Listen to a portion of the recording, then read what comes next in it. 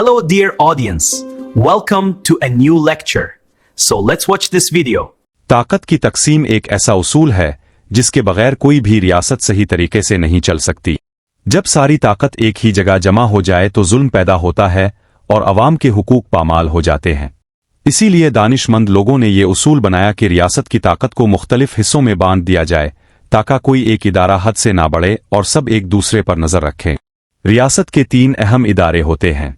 पहला इदारा वो होता है जो कानून बनाता है। इसका काम अवाम की ज़रूरत के मुताबिक कवानीन तैयार करना होता है ताकि मुआशरा नज़्म व ज़ब्त के साथ चल सके। दूसरा इदारा वो होता है जो उन कवानीन पर अमल करवाता है। ये इदारा रोज़मर्रा के मामलात चलाता है, फैसले नाफिज करता है और रियासती निज़ाम को हरकत में रखता है। तीसरा इदारा वो होता है जो इंसाफ फराहम करता है। इसका काम ये देखना होता है कि कानून सबके लिए बराबर है और किसी के साथ नाइंसाफी ना हो। ताकत की तकसीम का असल मकसद यही है कि हर इदारा अपने दायरे में रहे। जो कानून बनाता है वो खुद इंसाफ का फैसला ना करे और जो फैसले नाफिज करता है वो कानून को अपनी मर्जी से ना बदले। इसी तरह इंसाफ फराहम करने वाला इदारा आज़ाद हो ताकि वो बगैर किसी दबाव के सच और हक का साथ दे सके। जब ये तीनों इदारे अलग अलग रहकर काम करते हैं तो रियासत में तवाज़ुन पैदा होता है। एक इदारा अगर गलती करे तो दूसरा इसे रोक सकता है। इसी अमल को एहतिसाब कहा जाता है। इससे न सिर्फ ताकत का गलत इस्तेमाल रुकता है बल्कि अवाम का रियासत पर एतमाद भी बढ़ता है। दुनिया के मुख्तलिफ मुल्कों में इस उसूल पर मुख्तलिफ तरीकों से अमल किया जाता है, मगर मकसद सब जगह एक ही होता है, यानी जुल्म को रोकना और इंसाफ को कायम रखना। जहां ताकत की तकसीम मजबूत हो वहां जमहूरियत मजबूत होती है और जहां ये उसूल कमजोर हो जाए वहां मसाइल जन्म लेते हैं। आखिर में यही कहा जा सकता है कि ताकत की तकसीम कोई कमजोरी नहीं बल्कि रियासत की ताकत है। ये उसूल हमें ये सिखाता है कि इख्तियार के साथ जिम्मेदारी भी जरूरी है। अगर हम एक मुनसिफाना, पुरअमन और मजबूत मुआशरा चाहते हैं तो हमें ताकत की तकसीम को समझना और इसका एहतराम करना होगा। जब ताकत की तकसीम पर सही तरीके से अमल किया जाता है तो रियासत में कानून की हुक्मरानी मजबूत होती है। अवाम को ये यकीन होता है कि उनके मसाइल सुने जाएंगे और उनके हुकूक महफूज रहेंगे। अगर किसी के साथ नाइंसाफी हो तो वो इंसाफ के इदारे का दरवाज़ा खटखटा सकता है और अगर कोई इदारा अपनी हद से तजावुज़ करे तो इसे रोका जा सकता है। यही एतमाद किसी भी रियासत की असल बुनियाद होता है। ताकत की तकसीम का एक बड़ा फ़ायदा ये भी है कि फ़ैसले जज्बात के बजाय अक्ल और कानून की बुनियाद पर होते हैं। जब हर इदारा अपनी जिम्मेदारी को समझकर काम करता है तो जल्दबाजी और ज़ाती फ़ायदे की गुंजाइश कम हो जाती है। इस तरह रियासती निज़ाम आहिस्ता आहिस्ता मजबूत होता जाता है और इंतशार के बजाय इस्तेहकाम पैदा होता है। ये भी हकीकत है कि ताकत की तकसीम सिर्फ किताबों में लिखी बात नहीं बल्कि इस पर अमल करना सबसे मुश्किल काम होता है। कई मर्तबा इदारे एक दूसरे के काम में मुदाखलत करने लगते हैं जिससे मसाइल पैदा होते हैं। ऐसे हालात में सबसे ज्यादा नुकसान आम अवाम को होता है। इसीलिए जरूरी है कि हर इदारा अपने इख्तियारात और हुदूद को पहचाने और दूसरों का एहतराम करे। अगर हम अपने मुआशरे की बात करें तो हमें यह समझना होगा कि सिर्फ कवानीन बना देना काफी नहीं होता बल्कि उन पर अमल करवाना और उनकी दुरुस्त तशरीह भी इतनी ही जरूरी होती है। इंसाफ इसी वक्त मुमकिन है जब फैसला करने वाला आज़ाद हो और किसी दबाव के बगैर सच का साथ दे सके। यही आज़ादी ताकत की तकसीम से हासिल होती है। तारीख हमें यह सबक देती है कि जब भी किसी एक फर्द इदारे के पास हद से ज्यादा ताकत जमा हुई वहां फसाद, नाइंसाफी और बदअमनी ने जन्म लिया। इसके बरक्स जहां ताकत को बांध दिया गया और सबको जवाबदेह बनाया गया वहां तरक्की, अमन और खुशहाली आई।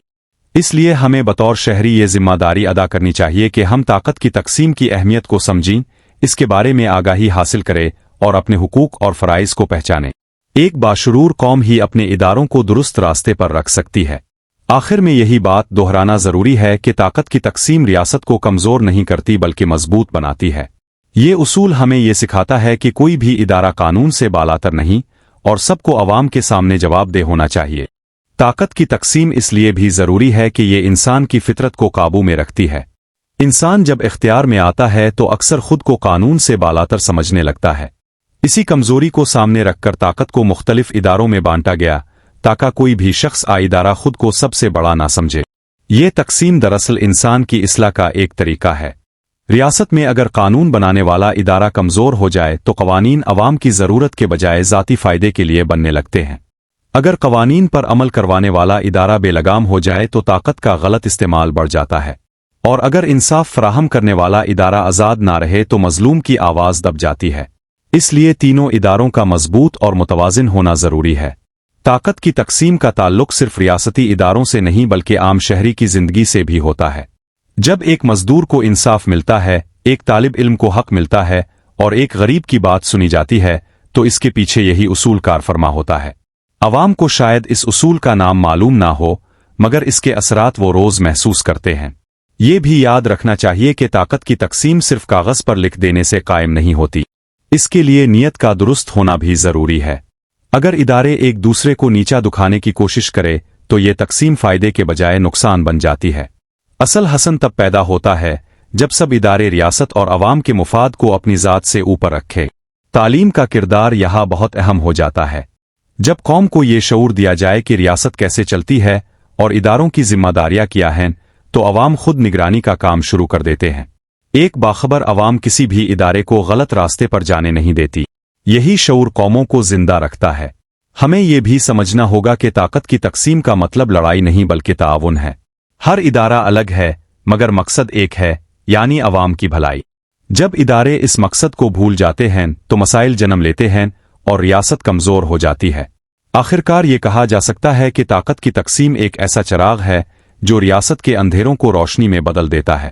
یہ ہمیں سکھاتا ہے کہ طاقت امانت ہے اور امانت میں خیانت قوموں کو تباہ کر دیتی ہے۔ طاقت کی تقسیم ہمیں یہ سبق بھی دیتی ہے کہ اختلاف ہونا کوئی برائی نہیں۔ جب مختلف أدار آن رائرات بترفصل سامنات اگر سب ایک ہی سوچ کے تابع ہو جائیں تو غلطی کو کوئی روکنے والا نہیں رہتا۔ اختلاف دراصل بہتری کی کنجی ہے، بشرطے کہ وہ ذاتی انا کے بجائے قومی مفاد کے لیے ہو۔ ریاست میں طاقت کی تقسیم سے نظم پیدا ہوتا ہے۔ ہر ادارہ جانتا ہے کہ اسے کہاں رکنا ہے اور کہاں آگے بڑھنا ہے۔ یہی حدود ریاست کو بدنظمی سے بچاتی ہیں۔